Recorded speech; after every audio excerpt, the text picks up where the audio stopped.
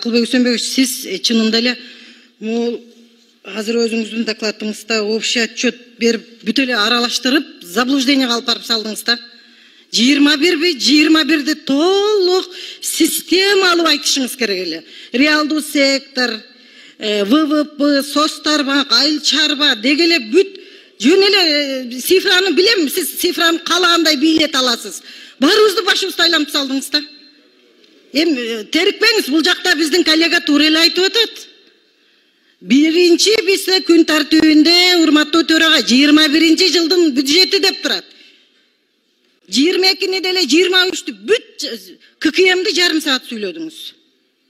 Аралаштырып салдыңыз, чынында эле мындай мойнуңузга алыңыз, эми кайым айтышпагыла, эми чү деп баштаганда эле, эми бүгүн бюджет кабыл алынсын десеңер, жакшынакай маанайда баштагыла. Анан келип берди ызычуу боло бербестенчи. Төрага сиз дагы кичине мындай порядокты туура алып барыңыз. Рахмат, мен туп-туура алып барып атам. Биринчиден Акылбек Үсөнбекович баяндамачы катары чыгып, жалпы түшүнүктүү сонун кылып айтып берди.